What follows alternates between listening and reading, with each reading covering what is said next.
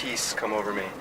And you know, if we can work on our interpersonal relationships, you know, then maybe peace can be achieved on a global, national, community level.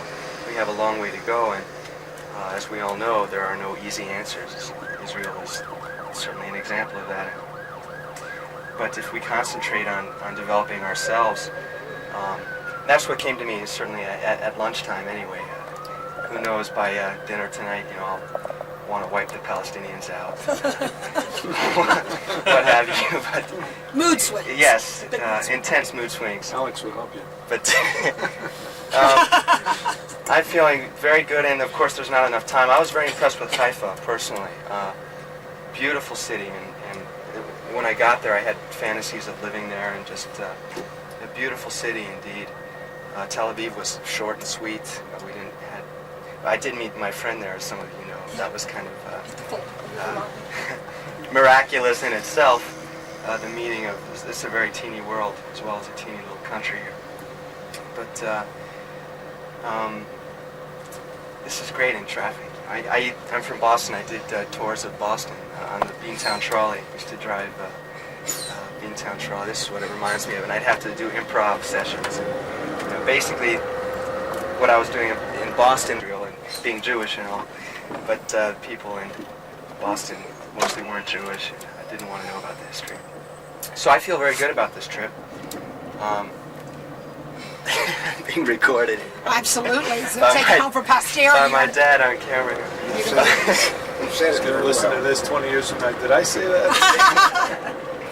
But it's, you know, it's a great time, and I look forward to hearing what other people have to say, and you know what their feelings and thoughts are.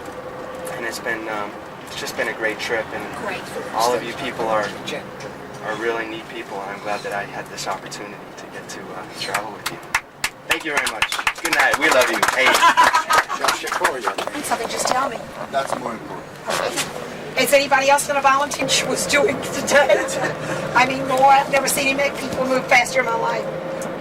I'm not going to tell them who you are. They all.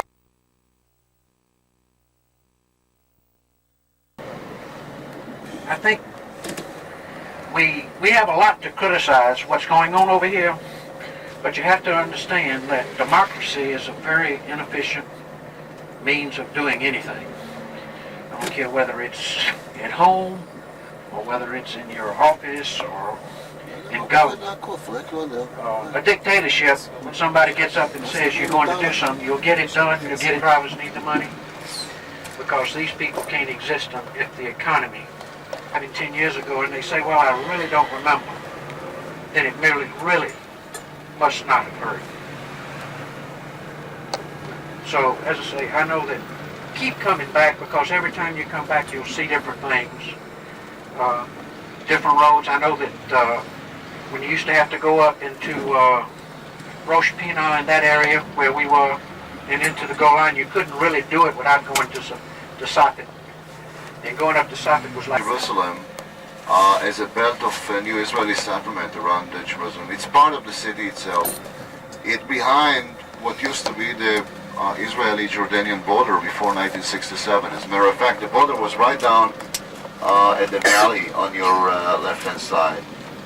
Ramot was the very first new neighborhood around Jerusalem that was established. And some of you tonight who are going to the home hospitality, they will probably find themselves in Ramot. I saw on the list of the families that are going to host us, I saw Gilo too. And so those who go to Gilo, G-I-L-O, Gilo, it's the same kind of a name. The other day about the plan to make Jerusalem forever indivisible.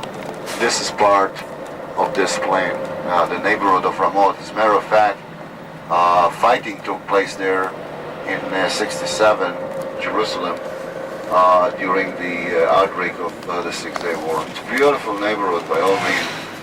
I think that from architecture and urban planning, this is one of the most well-planned neighborhoods in the country. By all means, not only the beauty, if you go inside and you see how this neighborhood was planned, it's really amazing. Anyway. Covers the side of a mountain to me.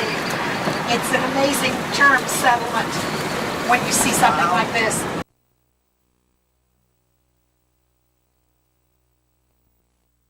settlement, part of the East Jerusalemite era from the vicinity. Again, I think I mentioned it once. If you look at these beautiful houses that they built here, don't forget that they are also Palestinians. And whenever they present themselves as a poor, miserable refugees, just look on your left and think that among them there is also many, many people who can afford to build these palaces on the top of the mountain, and they refer to themselves in the same group as all the others. Poor, miserable, living under human condition. So is all the other settlement. Now descending down, you can already see another big settlement on your right, in front and right. It's a very big one. This is the eastern brand new neighborhood. At the beginning it was part of Jerusalem, but when they became almost 15,000, according to the Bible, received this land from Joshua. Secondly, it's not a desert in the full meaning of the word desert, and it's not part of the universal strip of desert alongside a certain latitude, you know, like Sahara, Gobi, and Nevada, you name it. This desert became a desert because of the local or because of environmental climate condition, mainly because of the fact that these eastern slopes that facing the east, with their steep inclination from almost 2,500 feet, which is Jerusalem, down to the depression of the Dead Sea, which is 1,300 feet below, with a distance of only 15 miles, created a very steep slope, which are actually on the rain shade or on the lee side of the rain. What happened is that rain comes up to Jerusalem. From Jerusalem east, not even one drop of rain. And that's the result. The Judean wilderness, which is a large area, never been settled by anybody throughout the entire history of Earth. Never anybody came to live in this place, never. And in the past 4,000 or 5,000 years, you can... the second human activity were people who crossed the desert, going from one country to another, you know, like from Moab to Judah, from Israel to Jordan. You have to cross the desert. So there is a very limited number of roads, which this is one of them, which people crossed. The third group of human activity, and that will concern the ones who are going to Masada on Shabbat, because of the closeness of the desert to Jerusalem, and you saw how close it is. The Judean wilderness is a donkey.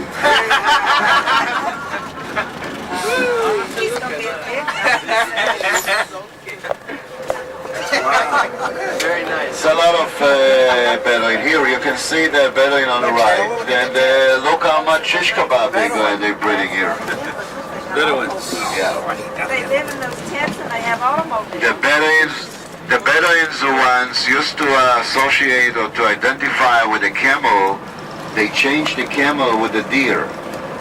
Did you hear about that? No. John Deere, the tractor. You didn't hear about that? That's the truth. But they got automobiles. You'll sing it to the television set that they have at home, and they're watching television. In the morning, they're taking it from their home, putting it back on the tractor, and go to work. No. Anyway, the story of the Bedouin, it's a village in the middle of the desert, the Red Village.